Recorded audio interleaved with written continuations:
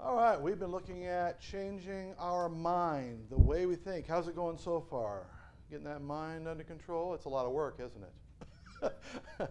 How many would find it easier to lose 20 pounds than change the way you think?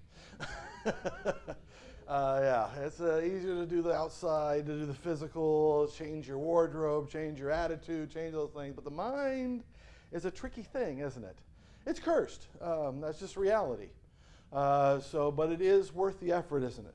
To conform our thoughts to God's thoughts, conform our will to His will. And this one is tricky. This one is difficult because it is changing the way we think about failure.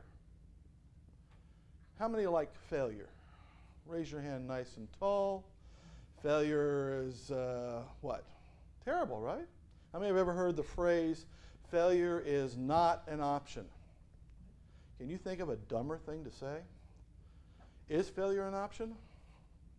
Failure is always an option. In fact, failure is a lot of times inevitable. Failure is something we do because we are weak. We just don't have control over things. We have problems, we have issues, or we have will that constantly is fighting. We have those things. So failure is.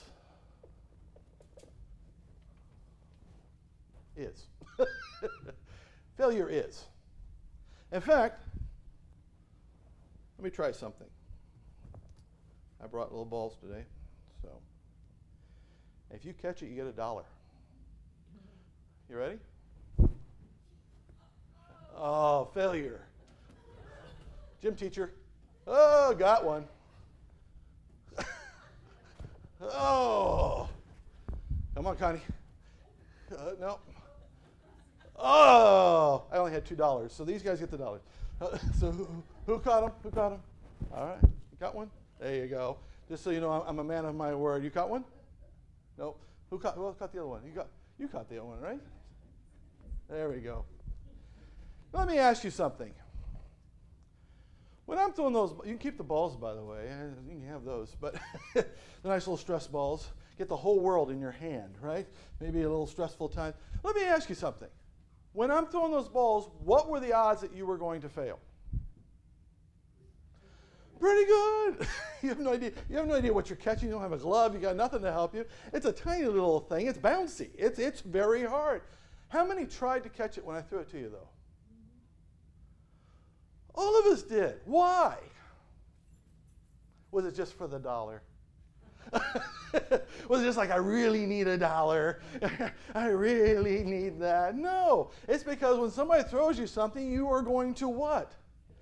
Try to catch it even though you have a chance of failure. Now, I want you to keep that thought in your head because it's natural, it's human nature. If somebody throws something, you try to catch it even though there's a chance you will not. How many have ever been to a baseball game or seen a baseball game? When that ball goes into the audience, it goes out into the stadium, into the people watching, what does everybody near the ball do? Tries to catch it. What are the odds they're going to catch it? Pretty slim. It usually bounces off a chair and goes one, then they all go chase it, right? Why do we do that? Because we just want to succeed. We want that opportunity to succeed. I want you to think about that in life. Because all too often, especially when it comes to the things of God, but other things as well, when we have an opportunity, sometimes our first reaction is what? I don't even want to try. I'm going to back away. I'm going to sit here and say, no, thank you. I'm going to run away. I'm going to hide. I didn't see anybody ducking under the pews to say, don't throw that at me. Don't get that near me. I don't want anything to do with that. We should look at it like that ball. And by the way, is God giving away dollars? He's not giving away dollars. He's giving away blessings, isn't he? Are the blessings of God better than $1? Is it worth at least trying to grab onto? Is it worth at least reaching out for? Now, Jesus tells a parable, if you want to go to it, it's in Matthew chapter 25, about this very subject. He says there was a rich man, a king, a ruler of an area, who was going to go into another land. And he got 3 servants, and he brought them before them, and based on their ability. Now, that's an important thing. Because when God gives us an opportunity, when he reaches out and says, I want you to do this, I want you to do this job, I want you to witness to that person, I want you to go and do that, it is because he knows that you can what? Succeed. His goal is that you succeed. Now, whether you will or won't because of your own, we don't know. But he will give you tasks that you can succeed with his help. Okay? And he gives. Now, he gives 5 talents and says, I'm going to give this to you. You take care of it until I get back. Next one he gives 2 and says, okay, you go and take care of this. The next one he gives how many? 1. And he goes away. Then he comes back to give an account. Now, the one who was given 5, what did he do with it? He saw this as an opportunity. He said, very good, I'm going to take those 5 talents and I'm going to go and I'm going to invest them. I'm going to do this with them. I'm going to change with them. And when he came back, he said, I gained you another 5. I changed that 5 into 10. And what did the master say? Well done, my good and faithful servant. Why? Because he saw the opportunity and he took it. The second guy had 2. What was he able to turn it into? 4. Right? And what did he say to him? Well, you didn't do as well as that guy. No. What did he say? Well done. Well done. You took 2, which I gave you. You got another 2. Well done. Very well. Good job. Well rewarded you will be. You remember what the third guy did? He went and buried it. Put it in a napkin, bury it in the ground, which we did the study recently, and it struck me. He put work into it. He put work in it to do nothing. Because is it easy to go dig a hole? To remember where it's at and all that kind of stuff? No. But he went and he actually put some effort into doing nothing with it. And how much of that is us? God wants to do something. We actually put effort into making sure we're not doing it. And what was his excuse? Because he comes back to him and says, here's the one. Here's the one you gave me. And he's like, you wicked servant, what were you thinking? He says, I was thinking that I could fail. That if I went and invested it, if I did this with it, I could actually lose it. And I know that you're a stern man and you succeed. You're a guy, you're a winner. And you wouldn't take me coming back and saying, I lost it. So I at least made sure I get it. And he says, you idiot. If you just wouldn't put it in the bank, which, by the way, putting in the bank would be easier than digging a hole. If you just get it out there and take it and invest it, at least I would have the interest. Now I've got nothing except the 1. And he took that away from him and he gave it to the one who had 10. What we learn from this? When God comes to us, is there a chance of failure? Well, yeah. But what does God expect of us? To try. And frankly, when it's the things of God, even if we just try, no matter what we do, will it gain something? Even if we fail, will it still gain something? Yes, because who does it belong to?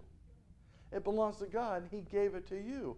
So sometimes we let the fear of failure stop us from working, from witnessing. Oh, man, I can't go witness to that person. Oh, man, I'm going to say the wrong thing. I'm going to do the wrong thing. They're going to go eternally into hell if I don't do something, if I do the wrong thing. Oh, no. Is that even possible? No. And sometimes even just growing. We just kind of want to stay where we're at. Kind of just do the minimum because I'm afraid that I won't grow. I'm afraid that things won't get better. I'm afraid these. In fact, who's a great example of this very thing? You guys know the story of Moses, don't you? Born to an Israelite family in Egypt during a time when Pharaoh said, any newborn boys are to be thrown into the river. So when it got to the point where they couldn't keep him quiet anymore, we all know what that's like. They get yucky, yucky, yucky. Eventually, don't they? Started doing all kinds of stuff. They did what? They threw him in the river in a basket. The spirit of, if not letter of, right? So they put him in the river, and we know that Pharaoh's daughter found him and raised him as his own, even got his own mother, Moses' mother, to take care of him in the temple, I mean, in the palace. Anybody know how long he lived as Pharaoh's grandson? How many years? 10, 15, 20, 30? 40 years. Yeah, don't believe the movies. He was 40 years old when finally he said, you know what? Those are my people out there. 40 years of ignoring their plight. 40 years of basically being treated like an Egyptian. 40 years of pleasure while his countrymen, his own family, was out there being treated like slaves and being beaten and terrible lives. He's there in the lap of luxury, and finally it gets to him. About time, Moses, right? Finally he gets to him and he says, I'm going to go out and see what's going on out there. And he goes out there and he sees an Egyptian beating an Israelite, and he kills the Egyptian. Buries him in the sand because nobody will find that, right? Everybody knew about it. So he had to what? Run away. Had to run away out into the wilderness down around a place called Sinai, Mount Sinai. That area, met a nice woman and her family, had a family, sheep herder for how many years? 40 years. He's 80 years old, and God comes to him and says, what? I've got a job for you. Comes to him in the burning bush, right? Says, here, I've got a job for you. You go back and you tell Pharaoh to let my people go. Don't worry, I've got this. We'll take care of it. And Moses said, no. I'll fail. They won't believe me. I won't know what to say. I've got this little stammering tongue. You got the wrong guy. I can't do it. And he was going to pass on this opportunity because he was afraid of failure. And is there any wonder that he would feel inadequate? How many years did he ignore the plight of his own people? 40 years. What did he do when he finally recognized the plight of his people? He killed somebody. Had to run for his life. How long has he been ignoring, again, the plight of his people? 40 years out there as a shepherd. But you do realize God had trained him for this job.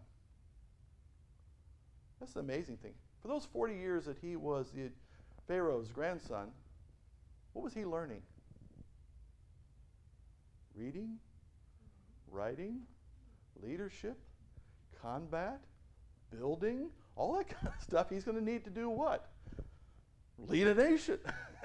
Taught, and everything he needed to do. By the way, 40 years as a shepherd, what did that teach him?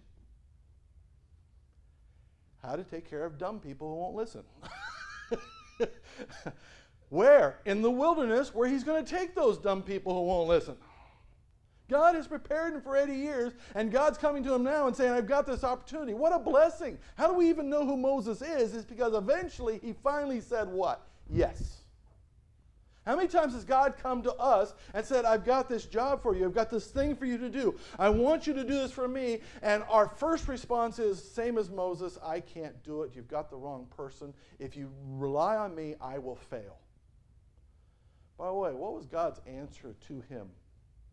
Basically each time. I know your weaknesses, and I'm bigger than they are. Do you believe that? So the first point we're going to look at when we think of failure, do not let the fear of failure stop you from doing God's will, from doing what God wants you to do. In every area of our life, don't let the fear of failure. Because failure is an option, isn't it?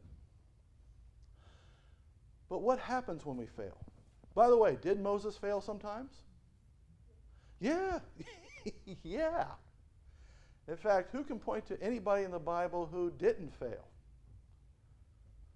Jesus. There you go. That's the entire list. That was pretty easy, wasn't it? There'll be a test later. There's only one.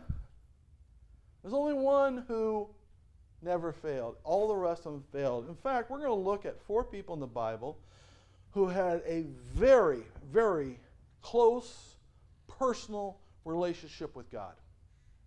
And every one of them failed miserably.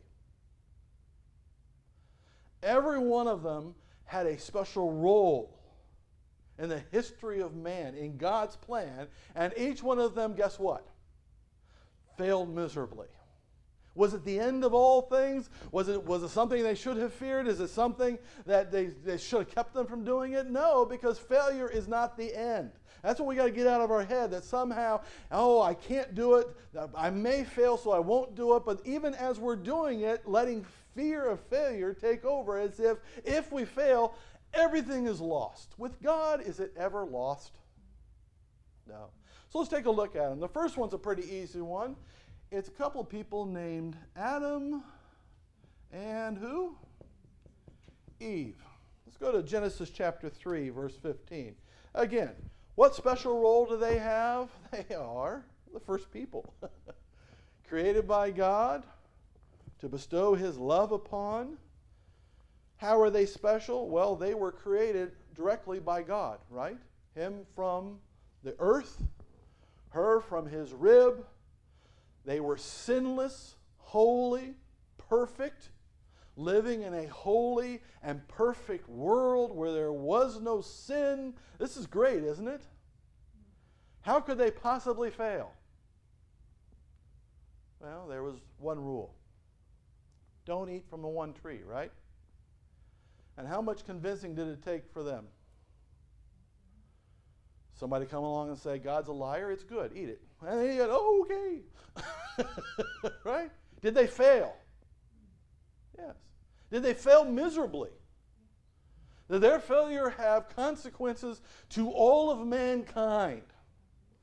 And was it the end? What was God's reaction when he found they did this? Well, he knew did it immediately, but what was his reaction? I hate you. I will never talk to you again. I will never do anything with you again. You are nothing to me. I don't want anything to do with you.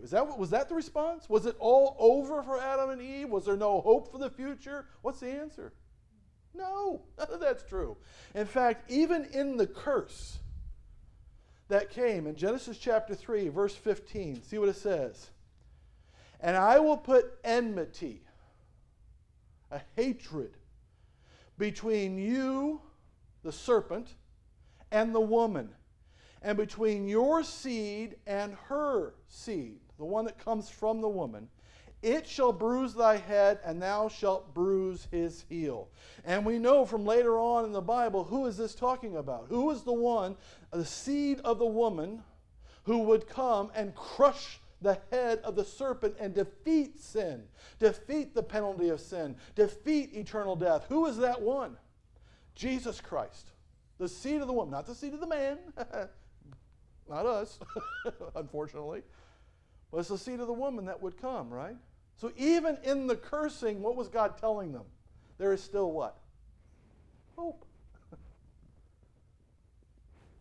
They failed in an amazing fashion. How bad was that failure?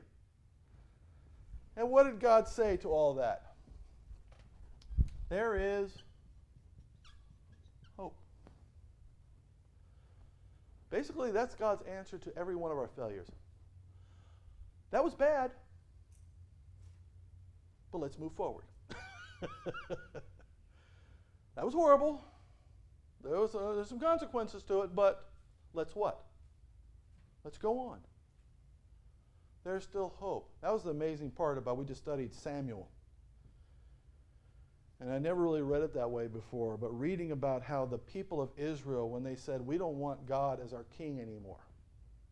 Was that a bad idea? Did he tell them it was a bad idea? Yes. He said, when you get a king, this human being is going to come and he's going to take your daughters and take your sons and take your land and take your property. He's going to lead you down the wrong path. He's going to make your life miserable. It's going to be horrible. Don't do it. And the people said, no, it still sounds like a good idea to us. And they chose a king. And God provided a king, King Saul. And guess what kings did? Exactly what God said. But my favorite part of that whole story was what? He says, okay, if that's what you want to do, I will do it. It's a terrible idea. There's going to be terrible consequences. It is a failure. And the next words are, but if you just obey me, I will bless you fully. You just what? Let's just move ahead. You've made this terrible decision, but let's now do what? You continue to obey me, you follow me, you worship me, and everything's going to be fine. That's the way God looks at failure, at bad decisions, at bad choices in our life. Yeah, you did that. But now let's what? Let's move on. And in life, how many of us can look back at some bad decisions? Some bad choices we've made. Some with some difficult consequences. You know what God says to every one of those? Okay, that wasn't good. You made things harder, but let's what? Let's move on. Let's move on to the place of blessing. Let's move on to the place where we have a great relationship. Let's move on and there is hope in all of this. Is there hope in all of them? So is the failure the end? No, it's not at all. In fact, look at the next guy, Genesis chapter 18. Another guy you may have heard of.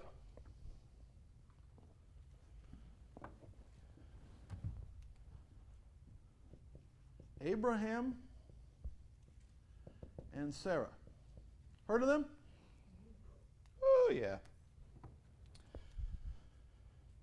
Now, Abraham was known as a friend of God. Again, that very special relationship. Taken out of his own homeland, away from his family, God said, this is the one guy that I'm going to create my nation through. Right? And he made some good choices, right? God said leave. He left, went to the land where he's supposed to. Made some bad choices, like when he went to Egypt to find food, lied about his wife and all that kind of stuff. So he made some bad choices, made some good choices. But as time went on, they still had no child. Is it hard to make a nation when you have no children? Yeah, it's kind of hard to pass things down. So we're going along now 15, 20 years, still waiting, still waiting, still waiting. So what do Sarah and Abraham decide is a great choice for their life? Hey, Abraham, why don't you take my aide over here, Hagar, why don't you have a child with her, and that will fulfill the promise? Good idea or a bad idea? Bad idea. They had a son by the name of Ishmael, and they have been fighting ever since. The Israelites and the Ishmaelites have been fighting and fighting and fighting, and will be fighting until the very end.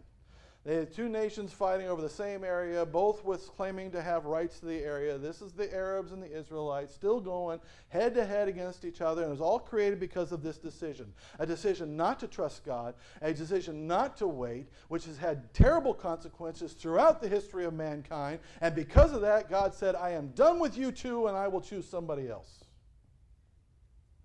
No, no. What was God's response? Okay, that was dumb. But I will keep my promises. They're pushing what now? 190. 100 for him, 90, not 190. 100 for him and 90 for her. A lot of 90-year-old women out there having children. Anybody know what happened right after they did this whole thing with Ishmael? What were the very next words of God to Abraham? Chapter 18, starting in verse 10. He sent some people who were on their way to a little place called Sodom and Gomorrah. And along the way, they stopped by to give a very special message to Abraham. Again, this is right after Ishmael's problem, right after that bad decision, right after that failure. And he said, I will certainly return unto thee according to the time of life, and lo, Sarah thy wife shall have a son. And Sarah heard it in the tent door which was behind him. So the very next words are, I'm going to come back in about 9 months, and Sarah's going to have a child at 90 years old. Now Sarah's listening to this, and what's her response? Now Abraham and Sarah were old and well stricken in age. I always love that phrase. How many of us feel a little stricken in age at time to time? Yeah, been beaten with a stick a few times. And it ceased to be with Sarah after the manner of women. In other words, she could not have child.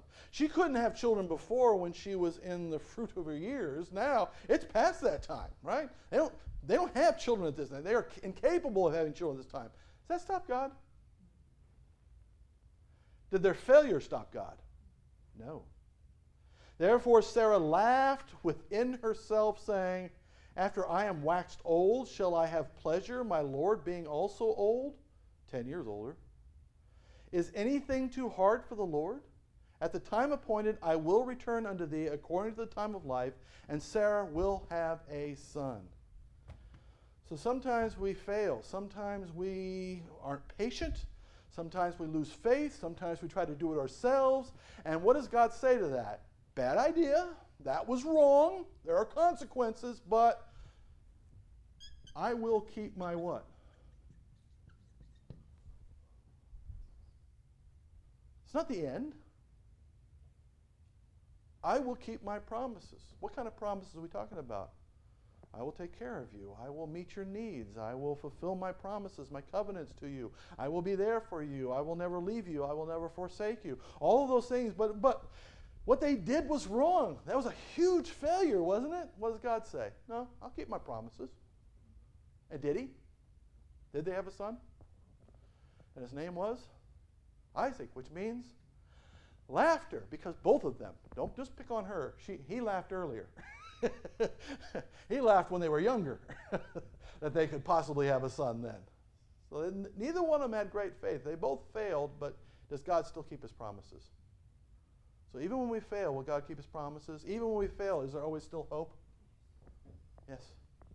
What about the next guy? 2 Samuel chapter 12. This next guy is known as a man after God's own heart. Anybody know who that is? David. King David.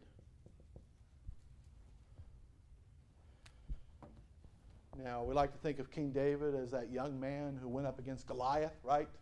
Tremendous faith to go up against him just with a few stones and a sling. Took down the giant, the one who trusted God, didn't kill the king when he had opportunities to, but trusted God's timing and became king and restored the splendor of the kingdom of Israel and did all those great things, right? We like to think of him as that, but he's also the guy that what? Failed. Miserably.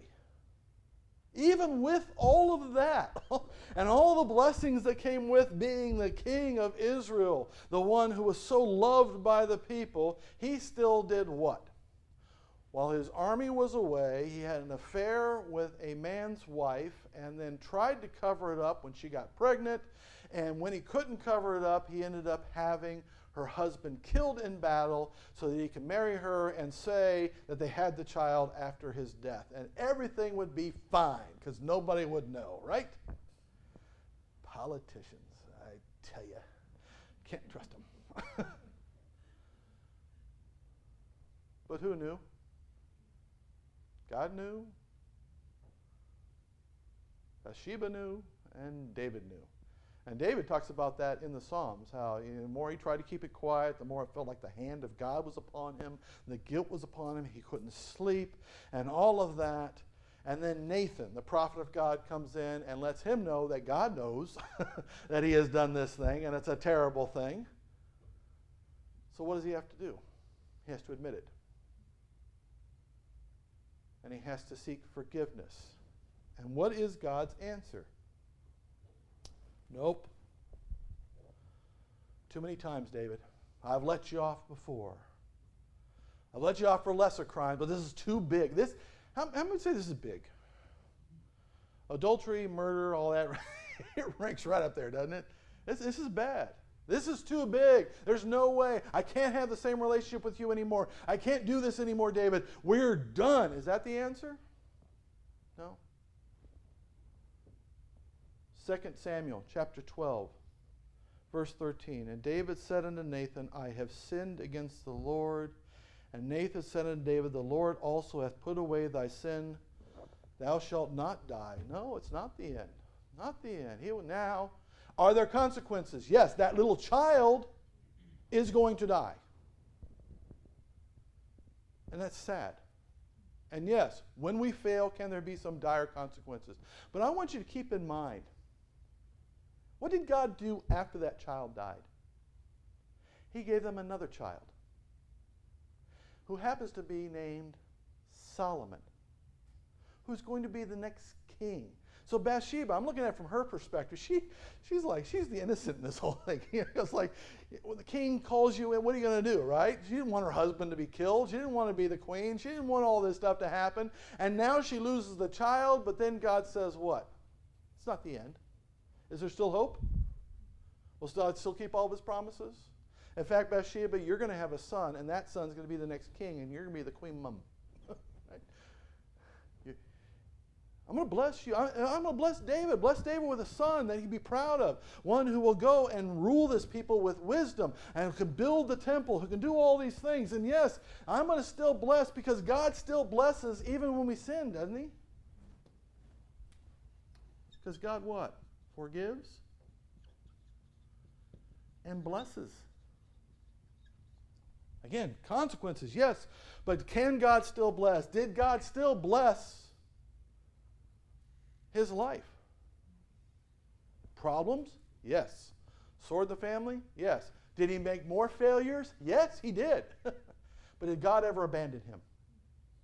No. Because God what? Forgives.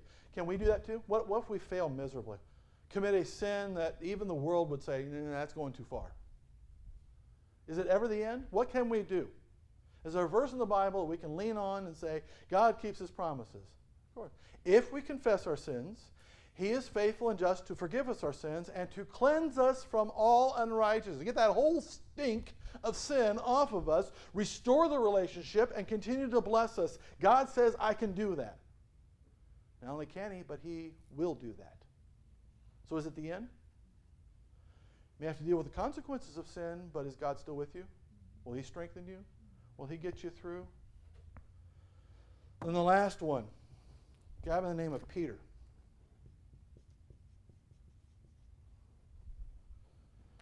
Does Peter have a special place? Yeah, Peter has a very special place. In fact, let's go to John chapter 21. Of course, you know Peter was one of the 12 disciples. Beyond that, though, he was one of the special three. Peter, James, and John were kind of his inner circle. Beyond that, also Peter was the one who had the keys to the kingdom. He was going to rely, after his death and resurrection, and after he ascends up into heaven, it's going to be Peter who's going to be leading the church. It's going to be Peter that he's going to use to go reach out to the Samaritans and to the Gentiles and bring the gospel out there. He's going to use him in mighty, mighty ways. But what did Peter do first? Exactly what Jesus said he would do. He said, the night in which I am betrayed, you're going to deny even knowing me. How many times? 3 times. Of course, Peter said what? I will not fail. I can't fail. I love you. If everybody else fails, I will not. Now you get a picture of Jesus going, And of course, what happened? He got scared, feared for his life, and he denied him. And again, he said he was going to do it. And after the first time, what do you think he'd say? I'm leaving. I'm not going to do this 2 more. No, after the second time, he said, oh, that's 2, right? You know, it's kind of like Beetlejuice 2 times. Like, yeah, but I don't want to see it again. But no, he went all the way, didn't he? And he felt like such a failure to deny his friend, to deny even knows him. At his worst hour, when he's being beaten and mocked and he's being hung upon a cross, where's Peter?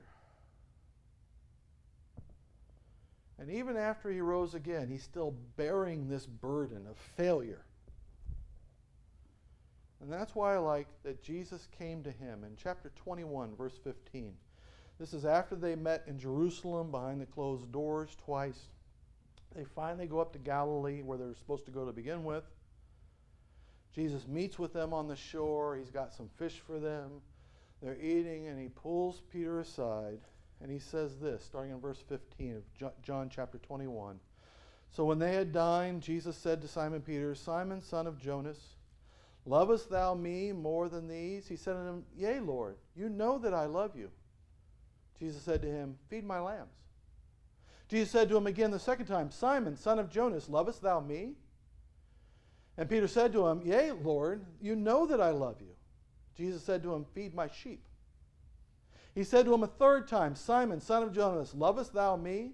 Peter was grieved because he said to him the third time, Lovest thou me? And Peter said to him, Lord, you know all things. You know that I love you. Jesus said unto him, what? Feed my sheep. Peter at that point felt like, I have failed. There's no way God can use me. But is that true? No matter what we have done, if we love God, and we're sorry for what we've done, what will God do?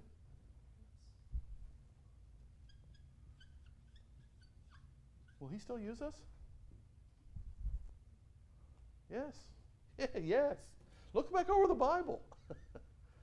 Did anybody do something so horrible that God said, oh, I can't use that person ever again? No. God's forgiveness is complete. His restoration is complete. And he can still use us in mighty, mighty ways. It is after this, after he denied him, that Peter does become. He's the spokesperson at Pentecost. All those people get saved. He's the leader of the early church. As he would walk down the street, if his shadow hit you, you were healed. By the way, did Peter continue to fail? Yes. Yeah. Yes, he did. Continue to put his foot in his mouth sometimes? Yes. Continue to do dumb things? Yes. Could God still use him? He even told him that. After he talked about that, he said, don't worry, Peter. When push comes to shove, you're going to die for me. Now, usually that wouldn't be necessarily a pep talk. Hey, you're going to die. But it was what? Yeah. You're not going to deny me. You're going to succeed in this. And that's the thing with God. Is there always hope? Will God always keep his promises? Is there forgiveness and blessing? Can he still use us? Yes. Even after failure. Again, are there consequences? Yes, but is there still a way forward? Because when does God stop loving us? No. When will he say that's enough, I want nothing to do with you? He'll never abandon his children, right? So get that idea of failure out of your head, that somehow when we fail, failure is not good, but it's not the end. In fact, failure can still lead to blessing. How many have ever missed something on a test? The rest of you all get 100s on everything? Whoa, you guys are amazing. You guys are awesome. So, is it okay to miss some things on a test? Yeah, if you're what? Then learn it, right? And that's what it can do. Failure can lead to blessing. In fact, let's go to Hebrews chapter 12. Now, I warn you, Hebrews chapter 12 is about whoopings. So there may be whoopings. Right? There may be a spanking involved. There may be some dire consequences involved. But even then, even when God has put his heavy hand upon us, is there still hope? Is there still blessing? Is there still forgiveness? Will he still keep his promises? Can he still use us? Yes. In fact, look what it says in Hebrews chapter 12, starting in verse 11. Now, no chastening, punishment by God for the present seems to be joyous, but grievous. It's never fun. The consequences aren't fun. That's why we shouldn't want to fail. But even if we do, and by the way, we will at times, nevertheless, afterward it yields the peaceable fruit of righteousness unto them which are exercised thereby. Wherefore lift up the hands which hang down and the feeble knees. Let's get going.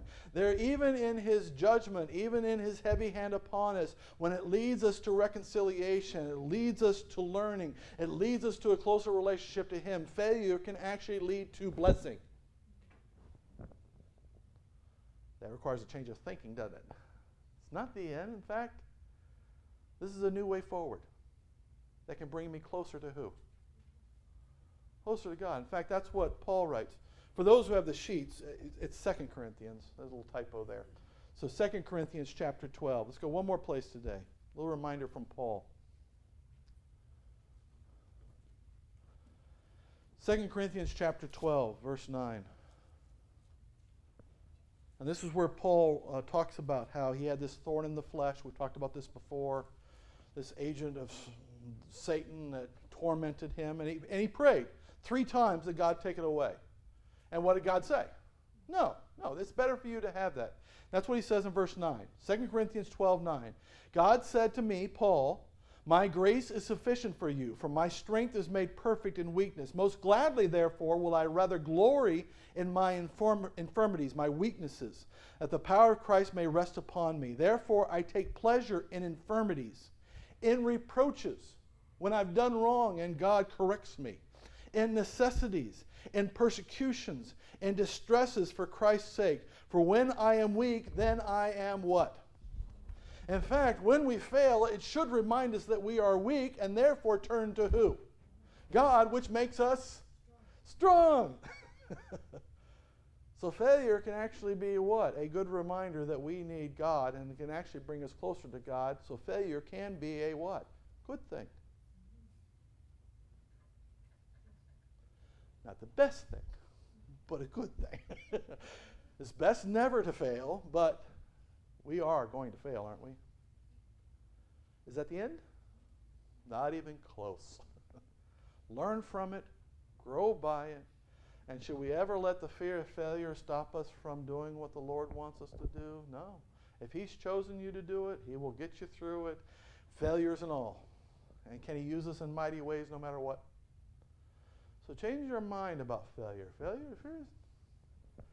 I fail all the time. I did learn early on, failure is okay, if I learn. I've always said, it's best to learn from the failures of others. It's good to learn from your own failures. What's the only dumb thing? Not to learn from your own failures. So let's learn from our failures, grow by our failures, and knowing that, is there always hope? Will God still always keep His promises? Is there forgiveness and blessing? Can God still use us in mighty, mighty ways? Yes. And who are we taking that from?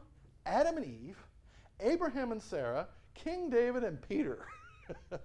4 groups of the most influential people in the history of mankind, plus Moses. What can we learn from this?